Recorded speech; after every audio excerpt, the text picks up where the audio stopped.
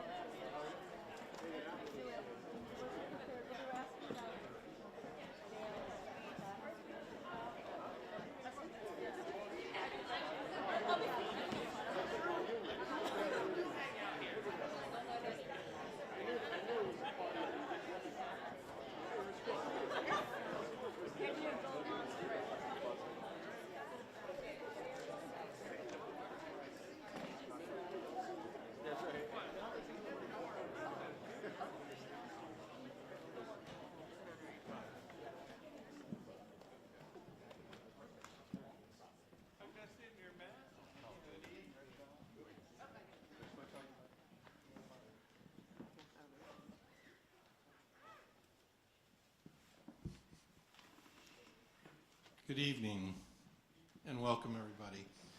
I'm Brad Ferlin. I'm co-chair of the Substance Use Addiction Summit that we've been doing for the last 4 years, and co-chair and founder Melinda White.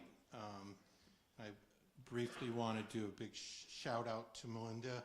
Some of you may know her here, superwoman of St. Albans and Vermont. So.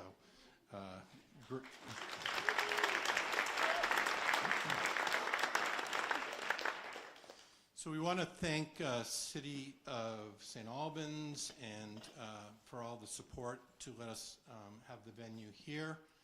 And I'm going to talk a little bit about the summit and our goals, and then Melinda's going to talk more about tonight and how this came about. And also thank you to all the providers here who are taking the time tonight to talk about what they do each and every day. And we're here to share hope and offer solutions. And there are many models of recovery that work, and we want to share these models. That's been our premise for the last 4 years. If something's working in one community, we hope to see it working in other communities throughout Vermont. And we are seeing progress, so there's definitely hope. Some of our summit goals: increase residential and recovery beds, addressing the urgent need for more residential and recovery resident beds in Vermont, extended residential stays, advocating for longer residential stays, and increased Medicaid reimbursement to support these beds. Medicaid reimbursement, getting the rates up is imperative to success. Longer recovery models, highlighting comprehensive programs like Jenna's Promise in Johnson, which is an amazing, taking a person from the moment they have the crisis and then bringing them through to workforce development and all of that, and stabilizing and all of that, of course. And humanizing addiction. This is something that Jenna's Promise has talked about for all of our summits. Greg and Don Tatro talk about the fact that we have to separate the addiction from the person, that every person has a beautiful heart and beautiful soul, and it's not the drug or the alcohol that is part of that. So we definitely want to focus on that. Support for law enforcement, integrating recovery and mental health workers with law enforcement efforts, and connecting the dots with the judges, the prosecutors, the police, the mental health, the recovery world. All of those have to work together. And if they work together and each know what the other is doing, then we'll be making a lot more progress. And lastly, we're trying to bring more political attention to this. Montpelier is a busy place, and this is an important topic that affects every part of everyone in our state and beyond that. And we also advocate for a tri-state model, Maine, New Hampshire, and Vermont, for recovery. We shouldn't have boundaries and borders obstructing recovery when somebody wants a bed, wants help. It's sometimes can be only for an hour, and we've got to make sure that they get what they need. So our summit is about bringing our loved ones back to the dance with life, a dance that trades the inevitable path to death with a journey of hope, connection, and love. We can do that, and many of us are in recovery and thought at one point in our lives that we weren't going to go much further, and in fact, we can. So there's always hope. We have several great speakers tonight, and want to just sincerely thank the press and everybody who is here to help carry the message that will ultimately save lives. Lastly, before I bring Melinda up here, our fourth annual summit is at the Champlain Valley Exposition on August 1st, Friday, August 1st. We had about 2,000 people come through the door last summer, and we had about 100 providers in booths. And I expect that in the next couple of years we'll have, 5,000 people coming through and showing that you're not alone is one of our premises. And with that, I want to bring Melinda. Oh, one more mention: the memorial wall in the back. If you have a loved one you want to honor, put their name up. We encourage you to do that, and it's both for the memory of them, but also to show people that this is a real deal. Thank you, Brad. So I want to thank everyone for being here tonight. I'm really excited about seeing all of the partners in the room, members of our community. There's so much investment in people wanting to see solutions, and tonight we're going to focus a bit on three of the common themes in our community that we've just seen be a continual struggle, which is homelessness, substance use and mental health, and crime. So one of the goals of this night is that we can have some statistics shared, because sometimes it can be blurry and confusing when we see things on social media or on the news, and we really don't know, well, are we higher or lower in crime compared to last year at this time? Are people recovering? What does homelessness look like? So we've got some statistics just to show some realistic numbers, right? And then most of all, we've got people coming up that are going to be sharing pieces of solution, because especially this community, I know I'm biased, I live here, but this community really pulls together. Franklin, Grand Isle have a reputation of pulling together to find solutions to address the problems. We have the community partnership, which was funded until 2008. Our area of the state is the only one that's continued since then with no funding earmarked for it, and that shows the investment of our partners. So that's a huge win. And I'll identify first that I am a person in recovery. So I'm a person who struggled with alcohol, got 4 DUIs, but it was heroin that brought me to my knees. And I spent a combination of almost 2 years in residential programs. And it was really being able to connect with somebody else who had been there, done that, got the t-shirt to help walk me through it, because that was the only way I actually believed people would recover. So I see things that happen sometimes and there's a frustration, right? I also think that it's so important to not see somebody who is homeless sleeping in a tent and look at them as they're breaking the law, or see somebody who has an addiction and say they're breaking the law, right? But if somebody's breaking the law, we're not going to co-sign that either. So it's really about looking at accountability, looking at connection to services, and looking at pulling together, because it's not a me, it's a we, right? When we look at the Coming Together Substance Use Addiction Summit, I can't, but we can, and that's the goal. The other thing that's a little bit unique with this event is that we've got a bunch of organizations that are tabling, and I've asked them to put volunteer sign-up sheets if they have volunteer opportunities, so community members can plug in. And years ago, pre-COVID, Dr. Hawk Sandy Kilburn, Rob Kilburn, myself, my husband, we got together for a year and a half and finally brought live this Community Addiction Summit, which sadly had to be shut down because of COVID. But that was the goal. We were looking at the tail of the hole and the 7 shovels. The hole is a hole of addiction. It feels impossible to ever fill it. And we sometimes hope, well, the feds will come in with some money and the state and they'll fill it up with bucket loaders. That is something we can't rely upon. They can help, but the reality is if all of us grab a shovel, we're going to fill it a lot better and we're going to be invested. We're going to care because we're doing some of the work. So the goal is to plug into the volunteer opportunities that are offered here. Some organizations may not have volunteer opportunities, but you can look if they have a wish list and find ways to donate. So that's the other thing is like, how can we be active and part of the solution together? And I think this is a beautiful way to give it a try. So without further ado, I'm going to call up our speakers. They have been given 5 minutes each. That's not a lot of time. We have a timekeeper, thank you, Jess, and more than likely I'll start making my way back up in between speakers. But really the goal is for you to hear a little bit about each solution, organization, and it will spark questions. That's the whole intent. Because once that is over with the presentations, then the Q&A starts and you can interact more personally. So the first person up to the podium is going to be Lieutenant Weatherby, who's going to share some statistics from the PD. And I got to say, I'm going to put on my police advisory board hat now. We are blessed with the police department that we have in this community because they are open to new ideas. They are actively doing programs that work very closely with community partners. So I'm grateful to be part of that, and it's up to you now, my friend.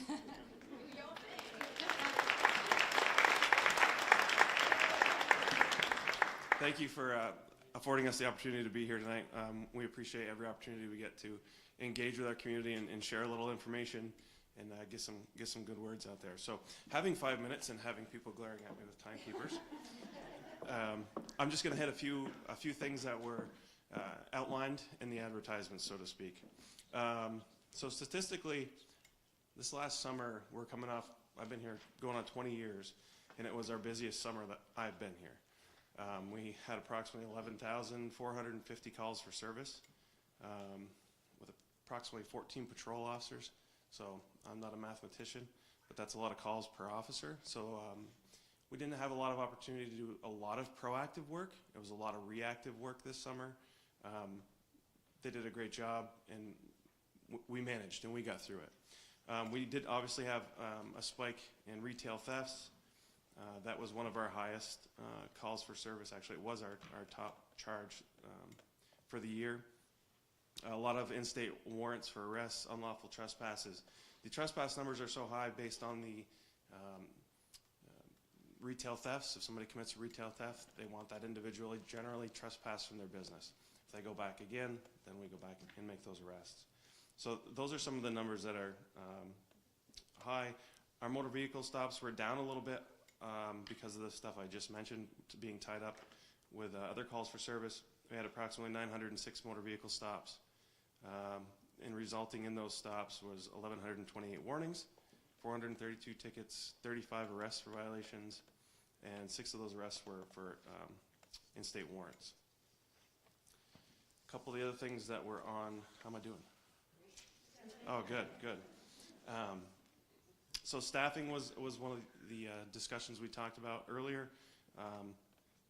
We are, knocked on wood, full staff at the moment, and we're on board to go one above. So we have one individual entering the academy on the 3rd of this month.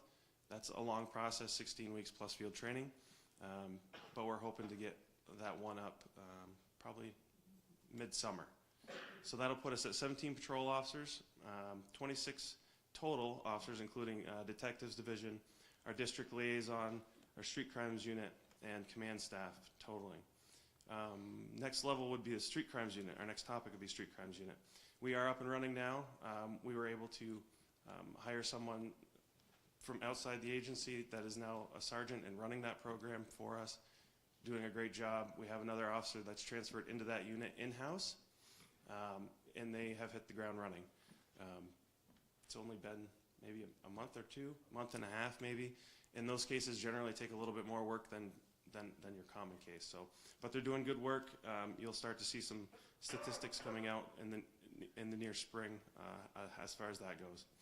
And to touch base on a few of the other things that Melinda had started to talk about, For those of you that don't know, we do have an embedded clinician. We had two, we're back at one. We'll take what we can get. That's through NCSS. Sam, she's in the back, and she's been a godsend, for lack of better terms. She helps us understand certain situations between mental health and addiction, and we help her understand. So we have a great working relationship with NCSS and our embedded clinician as far as that goes. So we try to partner, Melinda, whenever we need something or think we can make a connection in the substance abuse world where somebody might be at their point of needing assistance or help. Sorry, but we always call Melinda, and she's always answering the phone and pointing us in the right direction. So we have a lot of irons in the fire with a lot of different things. We're trying to be more proactive than reactive, but unfortunately, we don't always get to dictate how that occurs. But we're always open for new ideas, considerations, and the ability to work with everyone in our community. So I'm going to wrap it up on that. We're going to be over there after if you want more specifics with statistics or have any other questions about anything else. Short, sweet. Thank you. Thank you so much. Now I'm going to call up Jess Graff. Jess Graff is a pillar in this community, especially all things homelessness, CVOEO. She's going to share, I asked her to kind of, you get 7 minutes, because she's sharing some data from 3 organizations. So thank you so much for doing this, Jess. Thank you for having me. It's wonderful timing to be in a room filled with all of our partners and feeling like a force to do this work ahead.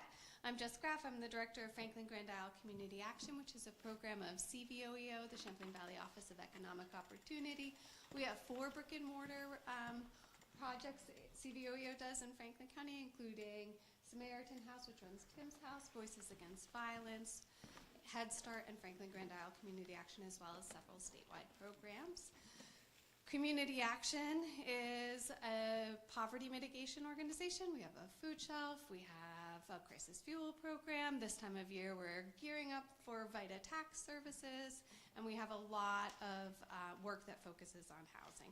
We are the lead agency for coordinated entry, and today I am coming to you with some statistics that we have because of that role and responsibility.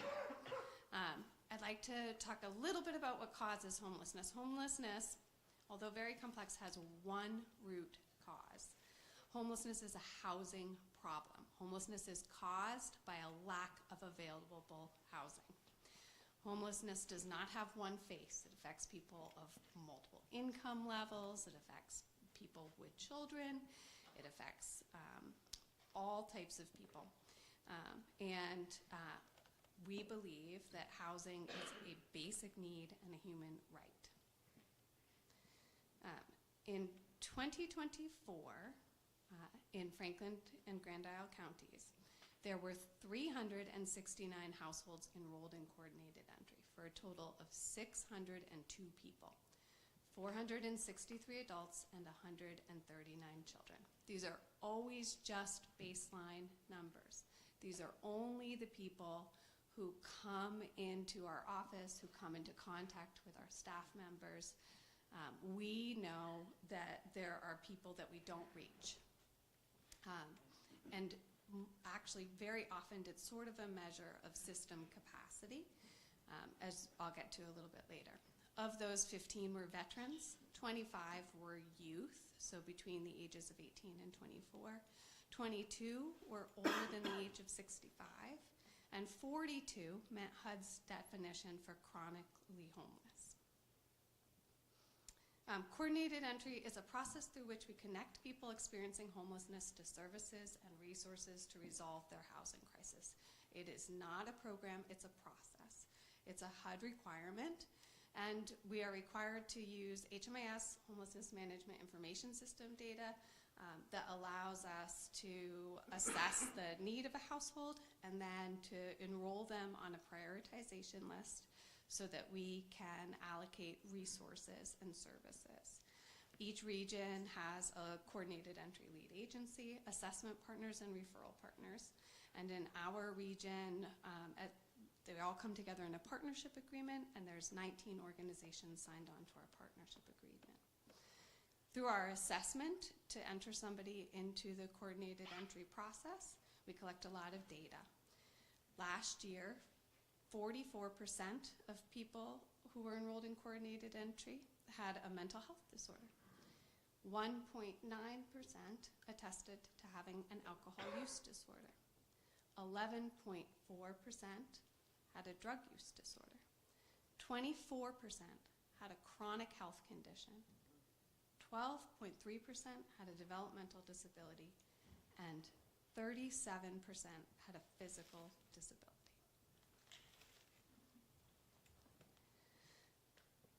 We work in partnership. We use that data to assess what are the needs of people experiencing homelessness. And then we work in partnership with organizations who serve to address those needs. We work with NCSS through their community outreach CRT programs. We work with the Parent-Child Center. We work with Vermont Cares, Restorative Justice, Turning Point, Northwest Medical Center, the Agency of Human Services in multiple divisions, including Economic Services, Vermont Department of Health, and Vermont Chronic Care Initiative. We work with Pathways, Vermont State Housing Authority, Champlain Housing Trust, Cathedral Square, Spectrum, AgeWell, our faith-based community, and of course all of the divisions of CVOEO. And I'm sure I forgot, those are always sort of nerve-wracking lists to write because you think you're forgetting somebody. Frank, as Melinda said, we're really lucky in this community to be so collaborative. It's what allows us to be effective, and I think that's really felt in this space this evening. It really takes a village. Each of those organizations does a lot of important work. NCSS has staff that do outreach at motels and work directly with people who have both a mental health crisis and are experiencing homelessness. Pathways runs a family supportive housing program providing intensive case management services for households with children, as well as a very exciting Franklin County's first permanent supportive housing program that will be part of the Lake and Maple project with designated beds and intensive on-site case management and residential services. We partner with Vermont Cares, which I'm going to talk more about in a minute, because they are really an organization at this crux of substance use and homelessness. We partner with Restorative Justice, who has skilled housing navigation staff that provide case management to people at motels and in shelters and unsheltered. And we partner with Spectrum. We're very excited for them to be opening the community's newest shelter in the next few months that will be designated for youth.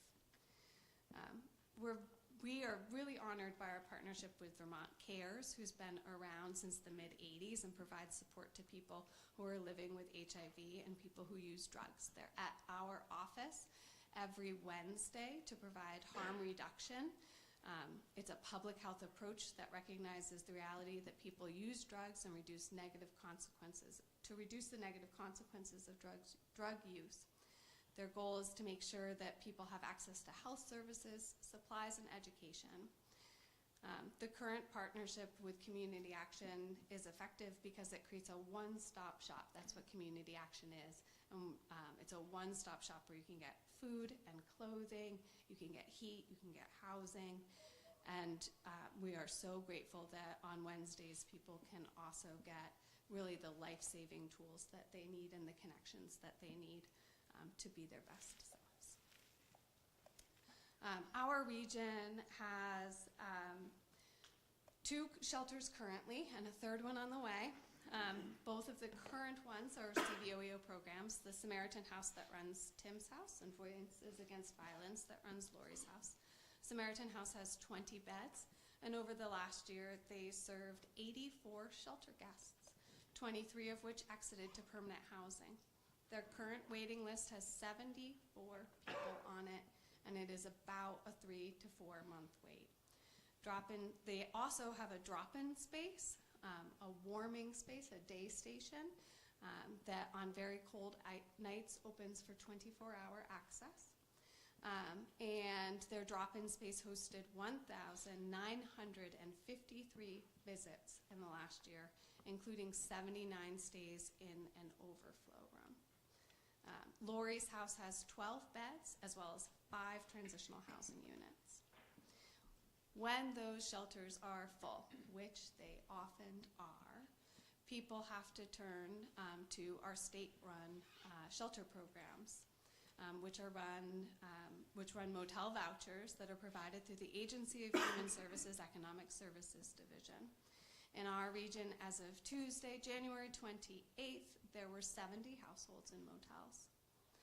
Not everyone is eligible for the program. You have to meet a category of eligibility. And on January 22nd, for the point-in-time count, outreach teams counted 17 people outside in that one day of outreach.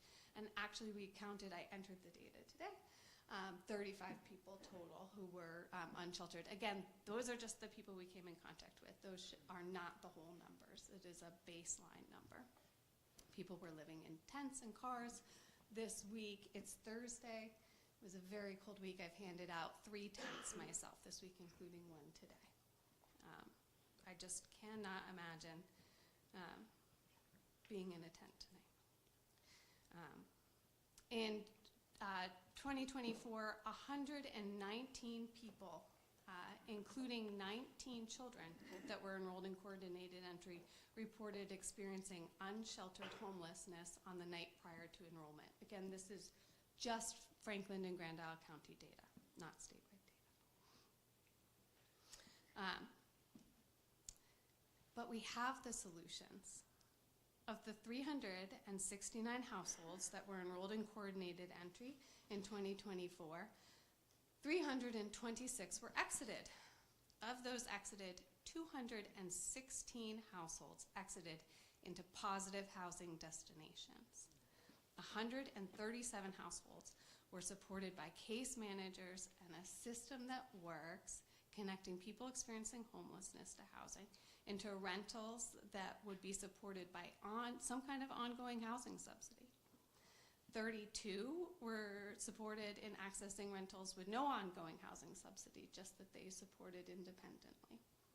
44 exited to permanently staying with friends and family, and 1 to homeownership. I think that's a really important message, because I can also say that as of yesterday, I ran the current numbers of coordinated entry, and I've been doing this for 5 years, and it was 170 households and a total of 264 people, and it's almost always the same number, and that's because it's a measure of our system's capacity, not the need. It's a 1 out, 1 in. We know how to do this. We have the answers. We house hundreds of people every year, and then we do it the next year, and we do it the next year.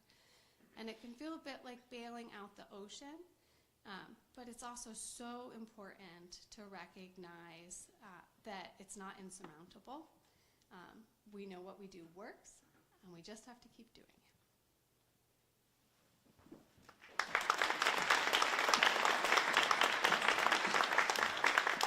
Thank you so much, Jess. I appreciate you. I'm going to call Shannon up next, because talking about solution, Voices Against Violence has jumped into action mode with opening up a new location. I'm going to let you share about it, Shannon.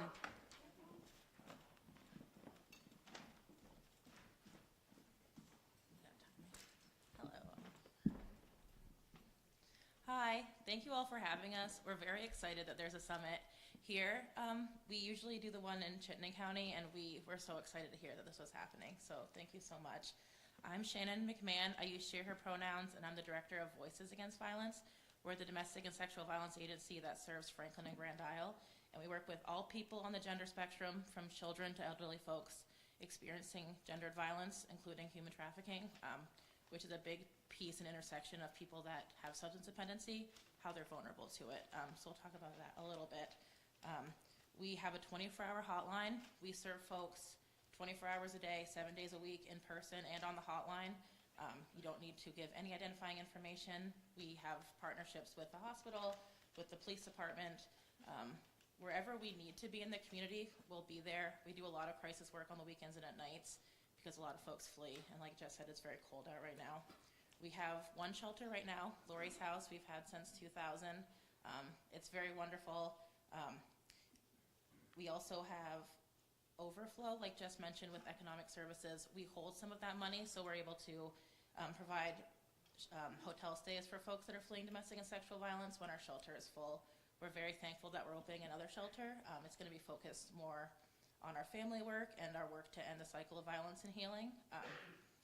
Because we do a lot of crisis work, we're initially funded. The movement to end domestic and sexual violence has not been funded very long. It didn't exist until the 80s. The first Lori's House, when it opened in 2000, it was the first domestic violence shelter in Franklin and Grand Isle. So we do a lot of crisis work. We do legal advocacy, we do civil legal advocacy. We have an attorney that we work with in partnership. We're at the relief from abuse order dockets every week. We work with the police on a lethality assessment. We assess people most at risk of being killed by their partners, and we do immediate intervention. And a lot of times what we see is that intersection with substance use. It makes folks so vulnerable to experiencing violence. They experience coercion in their relationship. Power and control is seen through substances. And then also we see an incredible amount of trauma in Franklin and Grand Isle. People experience domestic and sexual violence usually more than once. If they grow up in Franklin and Grand Isle, they may experience sexual violence as a child.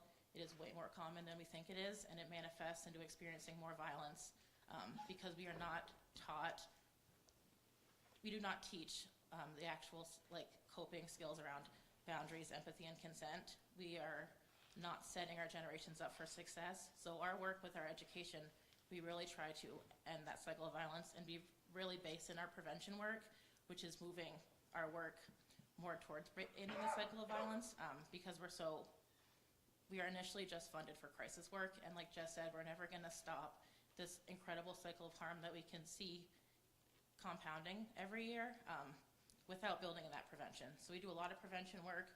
We work directly with children. We have All About Kids is our supervised visitation center.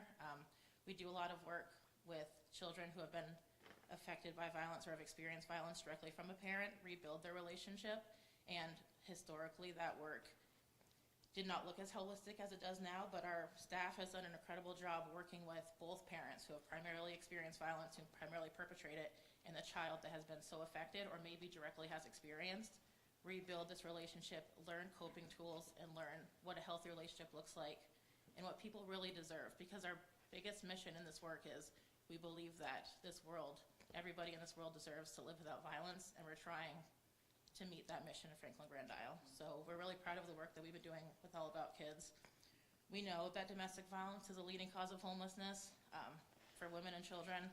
People on the gender spectrum, trans folks, are primarily experiencing a ton of homelessness, and that intersects with substance use really greatly with that coping piece. And what we're seeing here is we do not have enough space. So we know that we are also giving out tents. We've been giving out propane tanks. Our shelter is opening very soon, our new family shelter, but we are still every day helping people meet the need in tents even when it's freezing because we just don't have the space. Our shelters are full and our hotels are full. And folks, their children are here, all their resources, their services are here. They can't leave the community, and they don't want to leave the community. So we're really trying to meet that need. And we do a lot of outreach to folks, populations that are more likely to experience violence. Because when people are experiencing violence, it's very isolating. So we do a lot of work in Richford, Enosburg, the Islands, Alberg. There's an incredible Abenaki population here. We are on native land. The Abenaki population has experienced an incredible amount of harm, so we don't even know how many Abenaki folks we actually have in our communities because of the way they have to identify. There's so much trauma that comes with that. There's been family separation that creates trauma, and that trauma creates substance dependency. We have to break this cycle. So we're doing a lot of work to do that through also work with healing. Other than just the crisis, we want to do work with healing. So we have a Healing Together grant that works with the intersection of substance use, mental health, and incarceration. And we do a lot of work with healing with art, music. We recently did a lullaby project the last few years. Twice a year we do a lullaby project with Scrag Mountain Music and Writers in Recovery. And we work with moms, or we work with people, survivors, that want to write a lullaby. Usually it's to children, but they can write one to someone else they love. They can write them to themselves. The last couple times it has been survivors of violence have grown up in Franklin Grand Isle. They've experienced an incredible amount of violence throughout their life, and their children may have been removed from them because of that, because they were not given the tools, they were not given the support to maintain that safe family structure. So they were separated, and there's an incredible amount of grief that comes with that. And the amount of healing that we've seen with the Lullaby Project is very incredible. So we would love to talk more about that. We have another round of the Lullaby Project coming up in May, and then another one in the summer. And it might be the only two that we do with this grant round, so we want to have a good amount of participation. So we'll talk more about that. That's going to be at our new shelter, because our new shelter is going to be based in this healing work with families. We also have a lovely garden at our new space, and we're going to try to be semi-community based at our new space, because we are no longer going to have our drop-in center. We're transitioning right now to really meet the need with families that have that intersection with vulnerability around substance use. We're seeing so many folks that need the support that have this intersection. So we are really trying to make this space a shelter, but also a healing community, like a healing collective with a Healing Together work. Because our work is really driven by the survivors and the children that we serve, and we listen to them, we listen to their experiences, we drive our services and our prevention work based on what we know as advocates with our experience in this work, but also what we're hearing from survivors and what we hear from children, because we need to give children more autonomy, because that also creates healthy structures that create less likely to experience the rapid substance dependency that we're seeing right now. And what we're hearing from survivors is that we need recovery. We need options for recovery.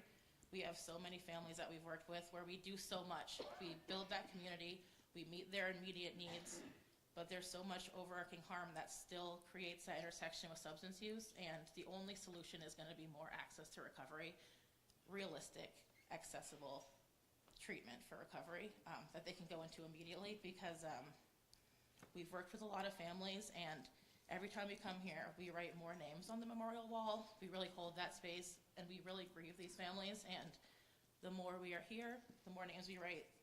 Tonight, everyone that I wrote has children, and the cycle of violence is going to continue if we do not support the whole family. So we are over here, and we would love to do more work with volunteering, especially with our new space. We're going to need help with, like, the garden is really incredible. We'd love to talk more about this with any of you. So thank you so much. Thank you so much, Shannon. Now I'm going to call Amy. Amy, come on up. So YRBS, Youth Risk Behavioral Survey. Amy is going to share some highlights of some of the data there. Thank you so much. Hi, everybody. It's really good to see you, and it's good to be here. I'm a little bit of an oddball when it comes to this conversation, because I generally stand in the space of prevention, right? A lot of what I do is to, and what I tell kids all the time is, I'm doing everything I can so that they can reach their maximum potential.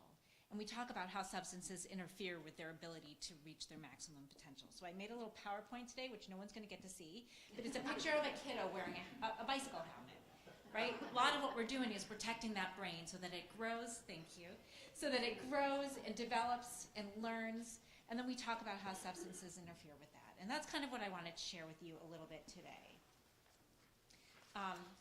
And I do actually have copies of the data if anybody would like it. But what I'm going to talk about right now is just a couple pieces of data. One, I want to talk about the perception of harm. We ask kids, do you think using, and we focus on marijuana, THC, cannabis, whatever you'd like to call it, alcohol, and tobacco and nicotine.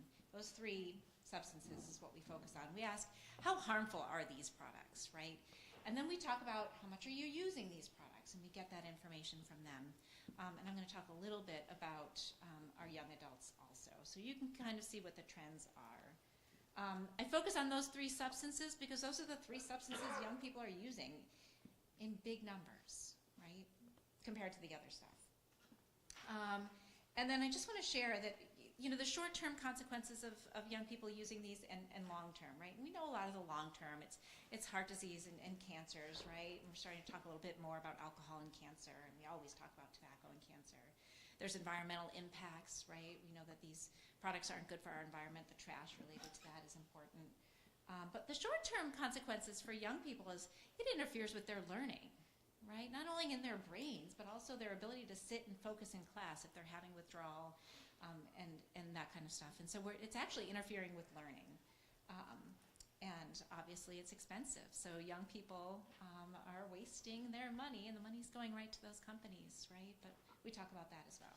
Okay, so that's my soapbox. I have many. Why did you all laughed at that? Uh-oh. All right, so we ask our high school students every other year questions related to that. So I'm going to share those and I'm going to read them. I apologize.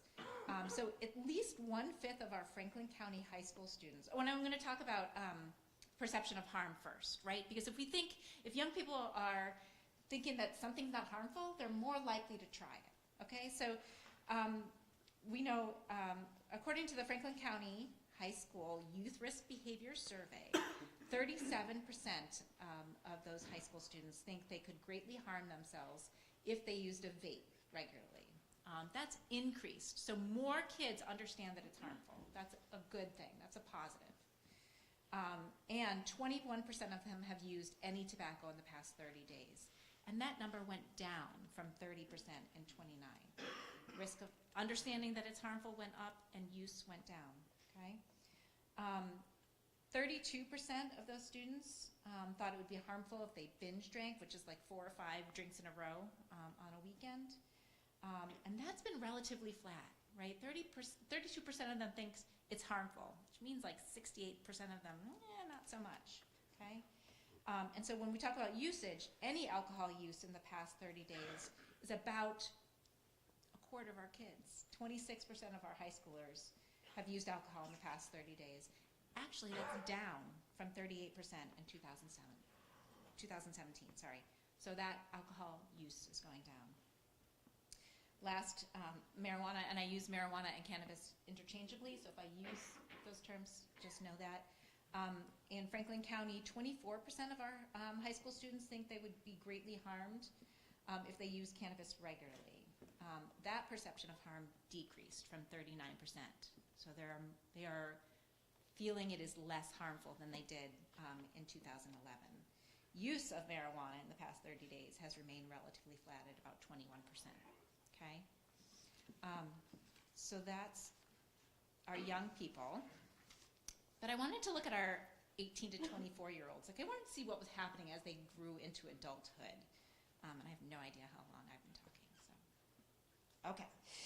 So I wanted to see. So when we looked at young adults, 18 to 24-year-olds, about half, 48% of them have used marijuana in the past 30 days. And that's up from 39%. More people using cannabis. More than a third, 37%, have used any form of tobacco in the past 30 days, and that's remained pretty flat since 2018. However, the percent of them that have vaped has increased from 21 to 27%. But the 18 to 20-year-olds, that little subpopulation, that's actually declined, right? So it's a little all over the map. I wish I could sit here and say that all of it is on the decline, but it's not. And especially as we talk about marijuana in a really kind of confusing way, with lots of mixed messages, and that's true for nicotine products, of which there's many new ones. We're getting lots of confusing messages, and I'm hearing young people think that these are treatment for how they're feeling inside, right? And so what we need to do is continue to help young people understand risks and benefits to these products.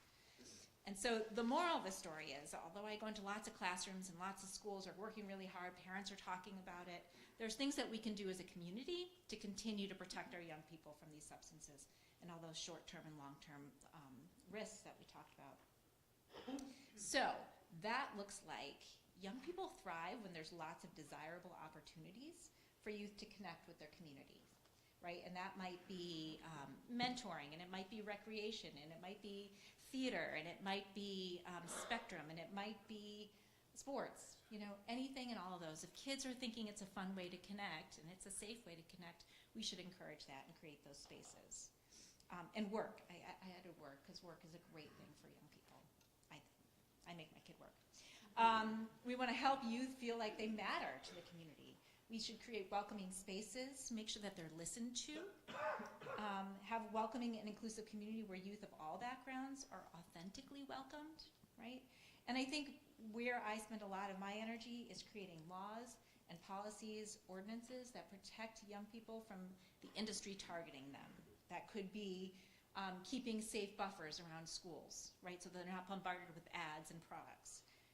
And it might be creating smoke-free areas, which this community has done in spades, which is amazing.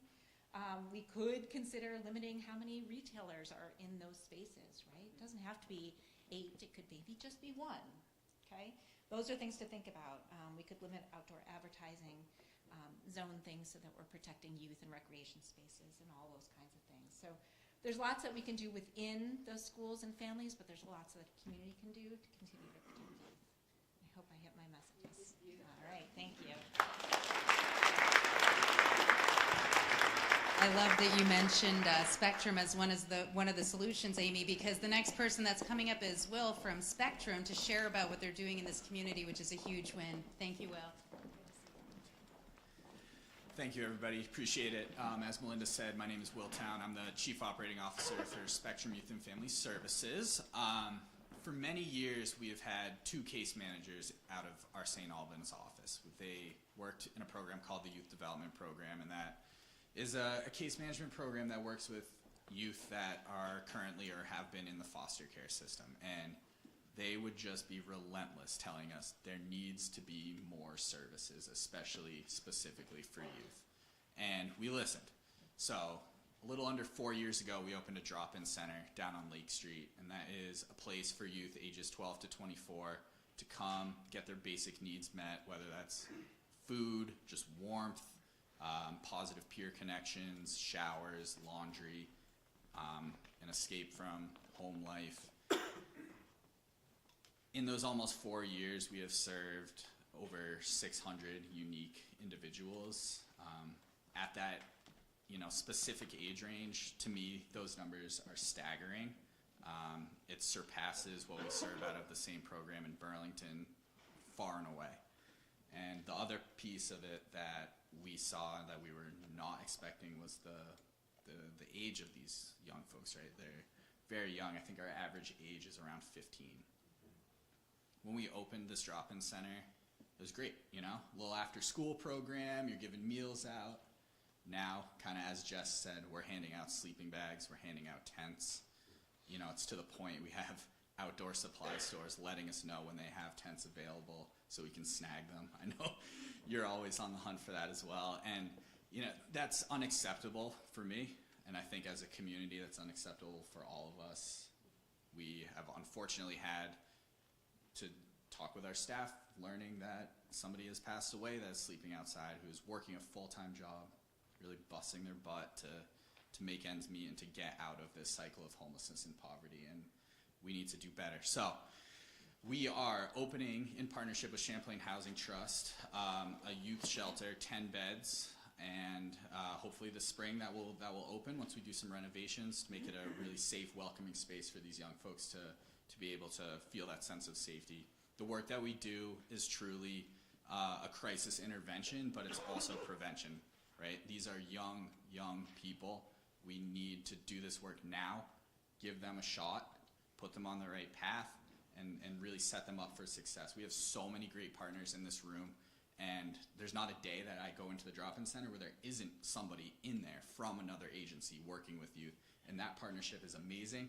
And our goal is, I don't want people to graduate from Spectrum and then have to go into another agency. So if we can have that intervention, it is beneficial for them, it's beneficial for our community, and just the well-being. And I really appreciate this summit. I think homelessness often gets lumped in with substance use.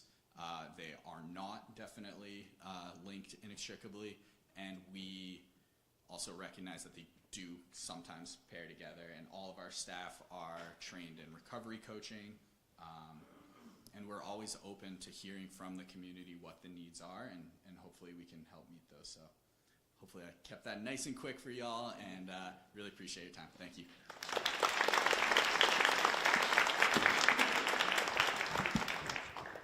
Thank you so much, Will. I appreciate that. I'm lifting this because I know I'm tall, and I also know my counterpart to this next piece is tall as well. So I'm going to ask Peter Wright to come stand up with me, our CEO of Northwestern Medical Center. We're going to talk a little bit about the Recovery Coach in the Emergency Department program. I may refer to it as RCED from here, so I just wanted to make sure to spell out the acronym, but the Recovery Coach in the Emergency Department is a program that's funded by the Turning Point of Franklin County. So I am an employee of the Turning Point of Franklin County and Recovery Coach Supervisor. And our partnership is with Northwestern Medical Center in the Emergency Department. So it's similar to the partnership that Lieutenant Weatherby was talking about with NCSS, right? So NCSS partners with SAPD by putting embedded crisis workers in that location where the people need the resource, right? So the whole meet people where they're at. I struggled hearing that a long time because people were saying that they want to do that, but they were sitting in their offices. Now people are really getting out there, meeting people. For us, it's at the bedside in the emergency department. So I'm going to give a couple of quick anecdotal stories. One person that comes to mind is an individual that I had seen was motivated to a degree for treatment, got in treatment, did well, but fell off the beam. And then I saw that person about maybe a year later. It was heart-wrenching to see the appearance of this person. He looked near death. He had lesions all over his body. But he had a willingness that I could recognize because I remember when I was willing, December 27th. My recovery day is December 28, 2011. On the 27th, it was a rough day. And that's what I could see in this individual. He was willing. He was desperate. His beautiful mom was at his bedside in tears saying, "I'll do whatever it takes to save my son." He followed all the suggestions. He had to be rushed to Dartmouth because from xylazine being part of the substances that he was using, it continued to eat his body. It's a flesh-eating disease. He did not lose his foot, by the grace of God, ended up completing treatment, going to a program out of state, a recovery residence, and he has been, I'm getting goosebumps. He's been a partner of mine. We've done some training for providers at Northwestern Medical Center. We've done grand rounds together. I've highlighted him at our annual Substance Use Addiction Summit, and I'm going to put him on the spot because he is a recovery rock star if there's ever been one. Josh Lash, can you stand up? And his beautiful, oh, get back up, Josh, get back up. CJ, this is his beautiful mom, never gave up on her child.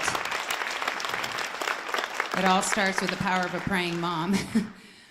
So another person I connected with, not in the emergency department the first time, it was at this person's home with their family. My husband and I went there a few different times, went to school with a family member of his, and he was, just like many of us, like kind of wants it, kind of doesn't, and finally got to a point, unfortunately, it took over a year, I think, before we did meet in the emergency department. And then he was all in. And he also has been somebody that I've relied upon to be part of our Substance Use Addiction Summit recovery room last year. A few weeks ago, there's a team of us from my home church that went out to the Vermont Adult and Teen Challenge and got to see him. He just accepted a position as a staff there after what he had gone through. And his parents, who are the most amazing rock stars, and I can't look at them because I can't be too much of a badass. Pete, stand up. Georgie and Steve, if you don't mind, stand up. So this is what rock star families look like. People do recover. And I do this because sometimes I hear feedback that some people just don't really know, what does recovery look like? Like, I don't think I've ever met anybody who actually got it, right? There's so many people that get it. I'm going to quickly just mention one other scenario with an individual that I met years ago in the hospital. And I have a tendency to stink emotionally with the boundaries. I have to keep them out there. But it's hard not to really start loving for people who are vulnerable that need help. So it's really hard to, once you leave, let them come to you. This person, it took a little bit of a process, but got on the beam and has soared. And every time I see him, it's kind of like a sunshine. And this is also a person that struggled in his addiction and then got into the solution, built a life, has a beautiful baby, and is also a community partner that I communicate with, gosh, we do at least weekly. And that's what it's all about. So if you're comfortable, Sam, feel free to stand up.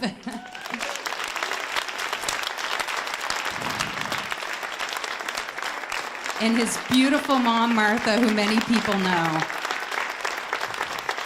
And again, I got consent before I did this. I didn't put them on the spot. But there's so many stories, we don't have time for the rest tonight, but it's just to say, these people are in our community. These people are working these booths and doing the work and giving back, and that's really what happens. The earning potential for somebody in recovery is above average. The brilliance that people have after what we deal with on the streets, right, to maintain like 2 or 3 different like personas and lives. As my sister used to say, you put those powers to good and we can do amazing things. And it's we, right? So now I'm going to introduce a dear friend of mine who also presented at last year's summit with me, just so we can highlight, again, the recovery coach and the ED and just the partnerships. And NMC has been an invaluable partner, especially where we can go and meet people when they need us most. So thank you, my friend.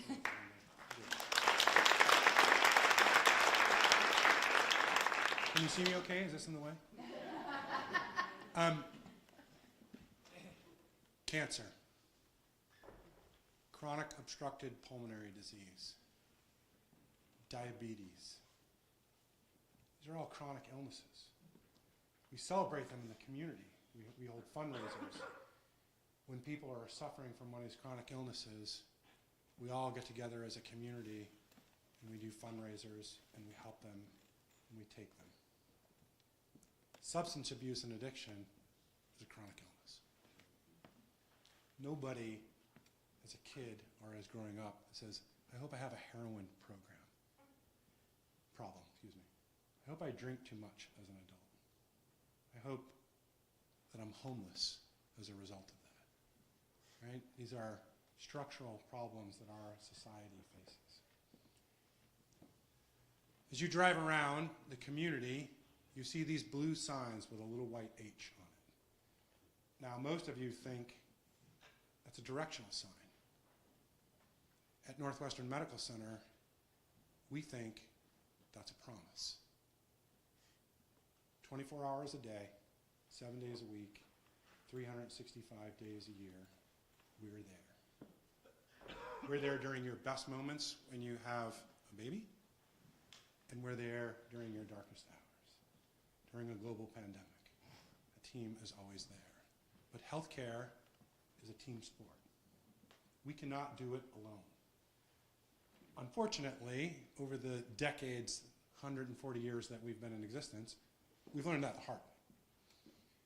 But what we know now and how we partner to help the community is really important.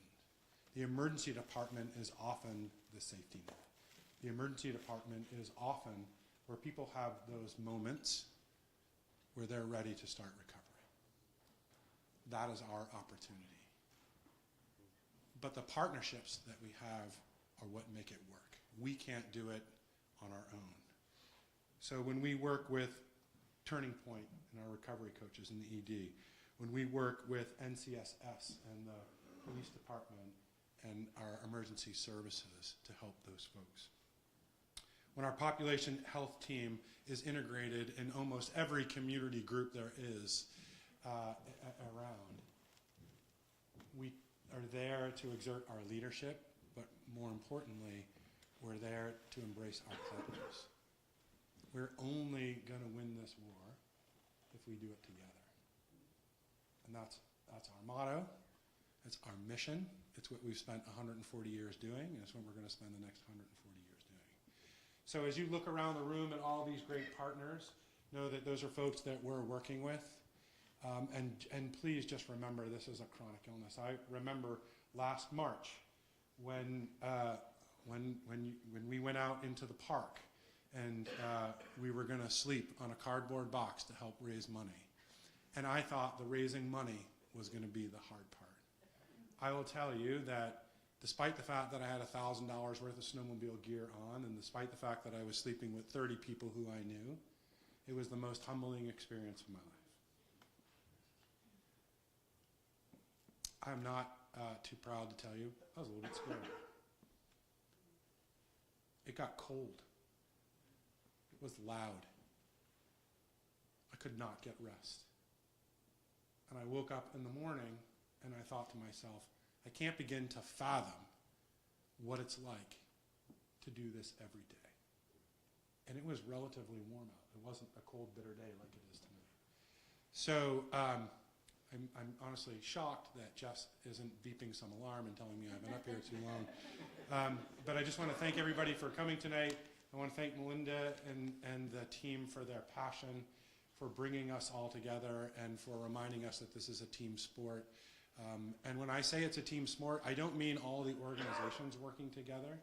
What makes this work is what makes Vermont work, what makes Franklin and Grand Isle work. It's not the organizations, it's our community that comes together. And that is absolutely the secret formula. So keep doing what you're doing. Thank you for coming tonight. The next time we host this, just do one thing. Bring one more person with you. Thanks a lot.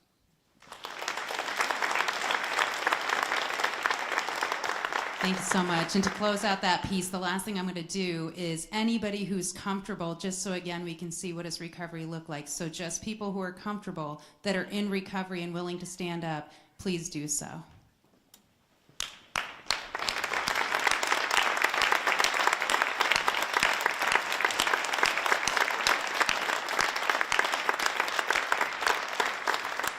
That's what it's all about. So the next duo that I have coming up, I am so grateful. So I was part of a sequential intercept model workshop for a day at Northwestern Medical Center and got to work with a fabulous group. And I'm going to ask Judge Mary Morrissey, and Scott Akis to come up right now. There you are. I didn't have my eyeglasses on. Come right up. So they're going to share about the sequential intercept model. And I was so excited to hear about this because I was familiar with the model, but to hear that it's going to be implemented in our community was huge. And I've had connection with Judge Morrissey for some years now, too, very motivated to keep doing the work. And also with Scott Akis, the passion that these individuals have for this model and the implementation of it is so exciting because it's exactly what Brad and I have been talking about for 4 years, getting together all of the players, and this is what it's all about. So I'm going to let you all share about the SIM model. Thank you so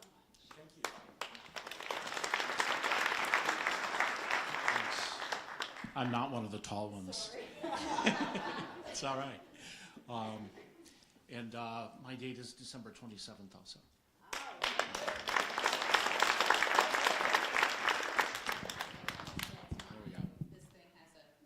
All right. So I'm the project director for the Vermont Judiciary's Commission on Mental Health in the Courts.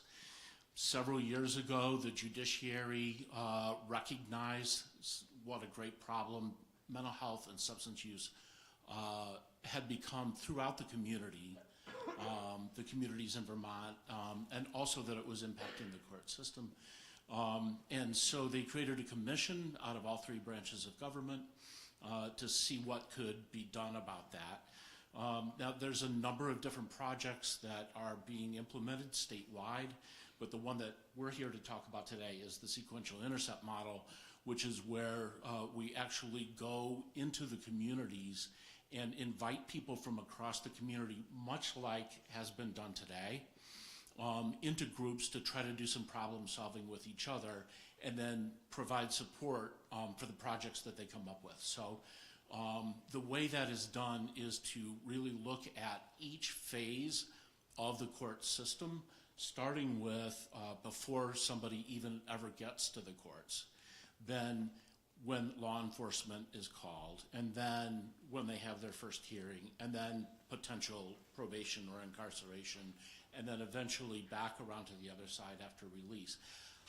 Look, the court system was not created to handle these problems. Like many other people in the community and many other organizations in the community, we're having to figure out how do we work with this problem? How do we help people who are having these issues in a way that is also supportive to the community as a whole? And so what we've done is brought people together to look at each of those slices of the judicial system and come up with solving solutions at each of those areas, and then continue that work going forward. So continue to develop those relationships from across the people who are attorneys are meeting with people who are substance use providers of care. People from the housing area are meeting with judges. so that we're all able to work together in a way that's collaborative. That's the only way it's going to make sense. And I think I'm going to get buy-in from this group because that's what we're all here to do today. So it was a great experience that we had, what was it, in September, and when we did the one for this region. And some of that work still continues.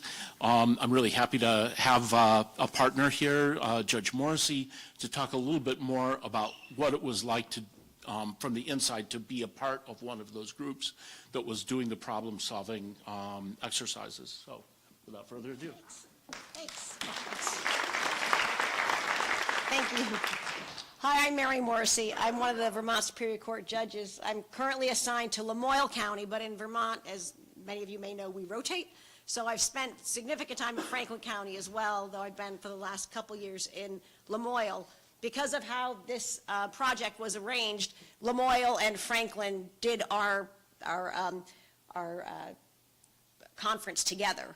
So from the court's perspective, I was a participant to this, right? I showed up, and what a unique opportunity it was to sit down at a table with community partners and people from your own community. So I was with folks from Lamoille, because that's where I'm sitting right now. There was another group from Franklin, which Melinda was part of. But to be able to sit down and have candid, honest conversations with the other folks who are working with the same population that we are in the court. You know, the present in my group we had prosecutors, and there was defense attorneys there. There were substance use providers, mental health providers, law enforcement, embedded social workers, and we could have conversation about what are we doing at each one of these intercepts. What are we doing when there's the first contact with these folks who are really struggling in that moment, when they're having contact with law enforcement, all the way through the process and the court system if they end up interfacing with the court system, and then potentially DOC if they're placed on some type of supervision. And part of it for me was just having understanding of what each of these folks do. You know, and when you're the judge, you're not having that firsthand conversation sometimes with folks. So to be able to have this conversation was really important work, and it was the start of the important work. We continue to meet in Lamoille County, the same group that generally the same group. We've added a few to that process, but we continue to meet to have this conversation about how can we produce better outcomes for the people who interface with the judicial system. And I think people tend to think about the criminal court, but it's not just the criminal court. You know, we have the juvenile court, where we're oftentimes dealing with the same folks, same parents who we are working with in the criminal docket, folks who are going through the relief from abuse order docket, domestic docket. So it's really important that we keep the conversation going, and that's what the objective was for this sequential intercept program, was to begin the conversation, get people around the table, and hope that those folks will continue to meet on an ongoing basis. That's what's happening in Lamoille County. I know that's what's happening here in Franklin County, and I think actually this tonight is an offshoot of that having occurred back in September here in St. Albans is where that took place. So the court wants to be part of that conversation, and we're hopeful to continue doing so on an ongoing basis. So we appreciate your time here tonight. Thank you.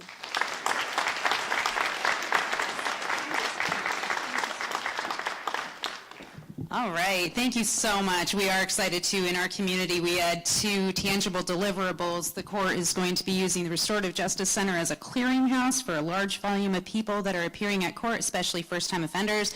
And then we're also going to be in this community having a monthly meeting that's going to be starting in March with Judge Arms and the team. So super excited about that. One other thing, I want to give a shout out to one of our only award winner at last year's Substance Use Addiction Summit, and that is to a cheerleader who's helped us out. She didn't know I was going to do this, and I'm not going to make it a big thing, but I want to thank Laura Allman with WCAX, who's sitting back there with the heart-shaped hands. So we love Laura. She's been super supportive of getting the word out to our missions of these summits. I also want to thank Bridget with the messenger. I want to thank Northwest, let's try this again, English language.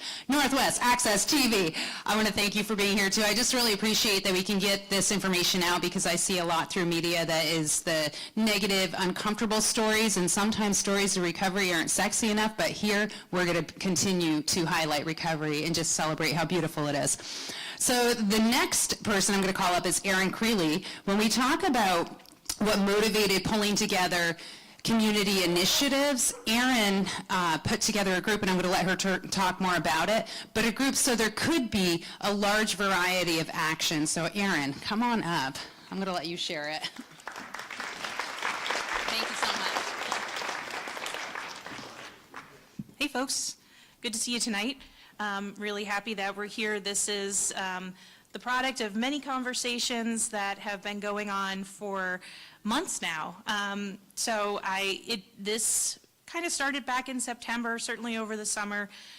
There have been a lot of conversations in the St. Albans community around the impacts of housing, homelessness, houselessness, substance use, violence, property crime, and being both someone who works here in St. Albans City and someone who lives in St. Albans Town, I wanted to make space, not to control it, but just make some space for folks to come together and talk about the work that is happening. I'm very privileged in my role with the Vermont Department of Health to work with pretty much everyone around this room tonight.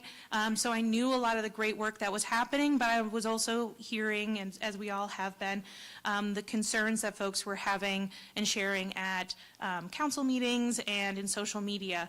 And how can we bring those two together, both as organizations, faith-based or faith communities, folks in our community coming together to think about real solutions. I think that we all want to live in a community that makes us feel supported and that we feel safe in, that we can be nourished by, and that's a goal that is achievable. We can work towards that. We heard so many solutions tonight. What you also heard tonight is some of the challenges that folks are facing in trying to meet those needs. There's so much need right now, and there's just not enough hands in the work. And we know that there are a lot of great ideas out there, and there's a lot of opportunity to work together to find those solutions. And they're more sustainable. Those solutions are more sustainable when we do it as a community. So this group that's been meeting informally every other Friday online for an hour, people come and they share, as Melinda did and Brad did, like, hey, we can put on this summit. We've got other folks that want to figure out how we can host movie nights and how can we bring the arts into this. Finding different avenues and ways for our community to come together. We've had already some community suppers as well. We feel like breaking bread together is important in finding these solutions, and we'd love to find more ways. But one of the things that we're really excited about in this work is finding opportunities for each of us to figure out a way to connect with our communities and give back, because that's also something that we hear is, what can we do? What's the solution? And so many folks tonight said, come to my table. I've got something you can do. Do you have an idea? Come talk to me. We would love to work with you. And that's what we're hoping folks will feel inspired to do tonight, is to come out, talk to the folks at the tables, hear their stories, ask questions that maybe are harder to ask in a group setting, and let's try to work together to make our community a place where everyone feels safe and can be safe. We are always looking for folks that want to work on this shared goal. We're hoping to have more events in the future similar to this and others as well. So if you're interested in that, I am parked over there. There's a bunch of signs that aren't necessarily connected to this specific work, but just go find them. I'm over there. I'll be having this jacket on. And we'd love to get your names and find ways to connect you with these amazing organizations, because we're all in it together. And I'm really appreciative for everyone coming out tonight. Thank you. Thank you so much, Erin. She really keeps us organized. What do they call that? Herding cats with a D.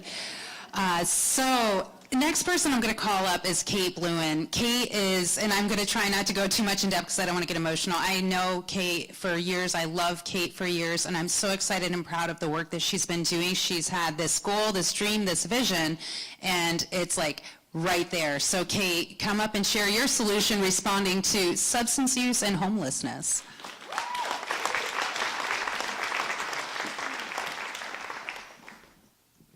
Microphone's terrifying. They always have. Hi, I'm Kate Bluen. I'm a person in long-term recovery.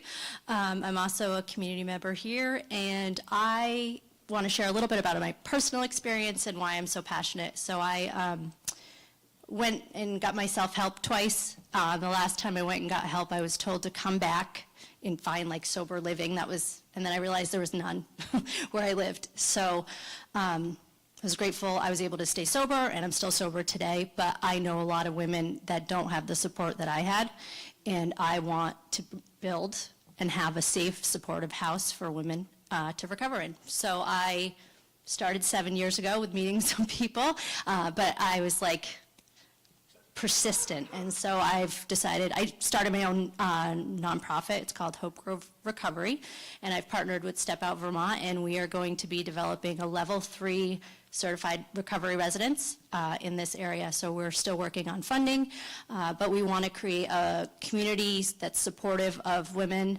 in building not only a recovery life, but beyond that, which is a life of purpose and giving back to the community, because that's what I'm able to do today because of the sobriety I was given, and I want to be able to give that to more individuals. So we're over here. V4 is over there as well, and they're another organization that's out there. In 2019 in Vermont, well, 2017, the report was in 2019, Vermont has the highest use of substances per capita in the nation, and we have pretty much the least amount of recovery-based beds for people in the country. So there's definitely a need. There's never going to be enough of us, and we can work together, different organizations, to bring it to the community. And there was another thought I had with that. I can't remember. So yeah, I know it's the answer, and I guess I could just speak. I know women who have died who didn't get to these places but wanted to. I know women who have to leave this area.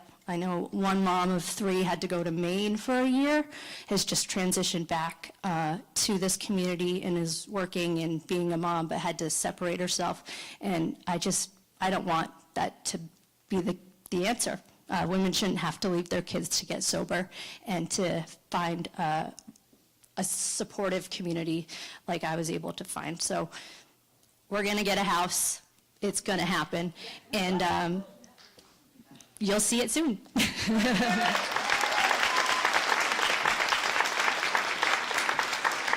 Thank you so much, Kate.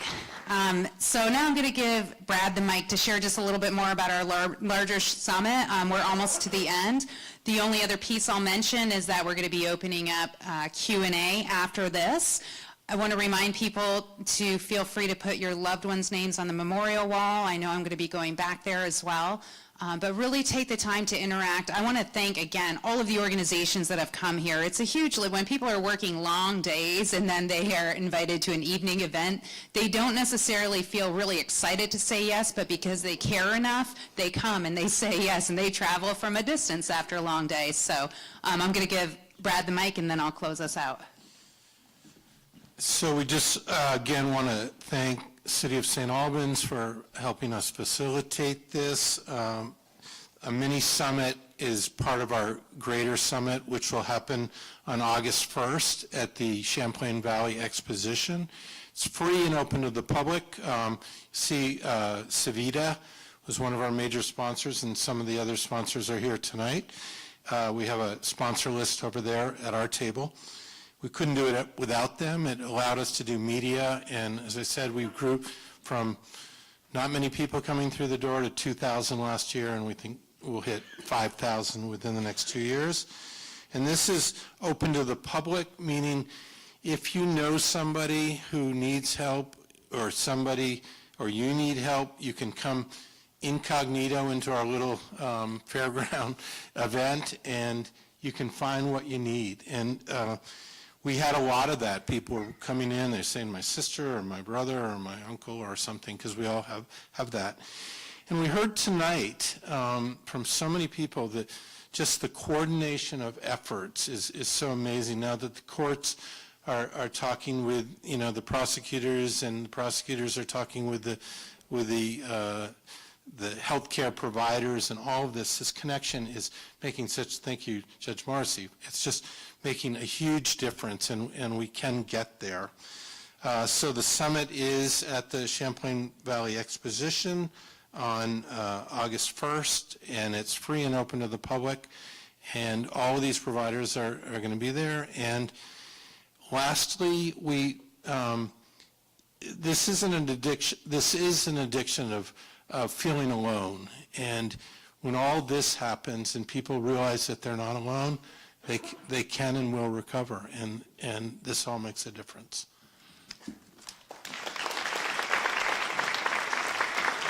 Thanks again, everybody who came. So we're going to be opening up the floor for the Q&A portion. And before I jump to that, I just want to say, if anybody feels in your heart that you have made a decision, you want to be part of the solution, a decision is followed up with action, right? Otherwise, it's only an idea. So this is an opportunity to plug in with organizations in ways that even if you don't have any experience in the human services field or the addiction field or what have you, but you know how to cook, like we love to eat, right?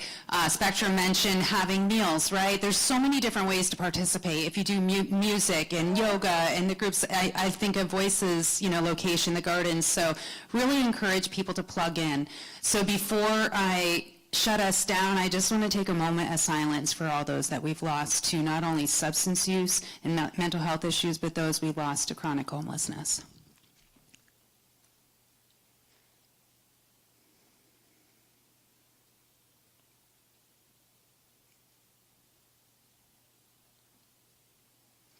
Thank you, and that's for those who are on that memorial wall and those that might be added later.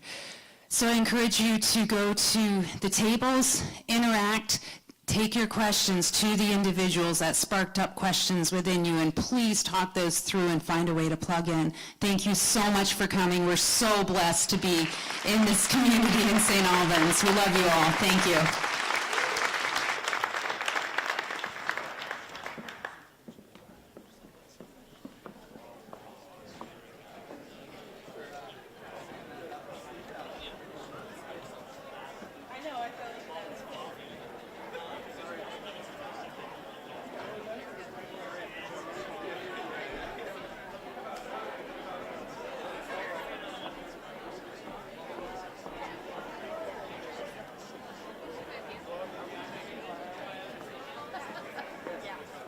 Okay, so stay at the table.